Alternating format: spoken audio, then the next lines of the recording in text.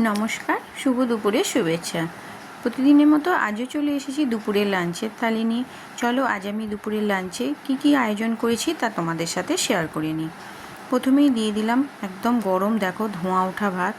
যদিও গরমকালে এটা খুবই কষ্টকর লাগে, মানে পাখা চালিয়ে ঠান্ডা করতে হয়।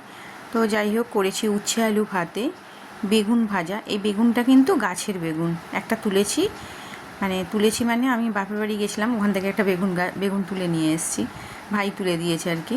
তো যাই হোক, করেছি গোল গোল করে কাটা শশা আর লাউ দিয়ে মুগের ডাল। এই লাউটাও কিন্তু আমার বাপের বাড়িতে গাছে হয়েছিল, তো ওখান থেকে মা একটুখানি দিল, বললো ডাল দিয়ে করে খাবি। তো নিয়ে এসেছি, আজকে ডাল দিয়ে সেটাই রান্না করেছি। আর করেছি দেখো, আজকে কোনো তরকারি বাতি কিছু করিনি, ওই গাছের বেগুন, উচ্ছেটা কেনা, উচ্ছে আলু ভাতে, শশা আর লাউ দিয়ে মুগের ডাল, আর করেছি পাবদা মাছের সর্ষে পোস্ত বাটা দিয়ে ঝাল। একদম সিম্পল রান্না, খুবই কম আয়োজন।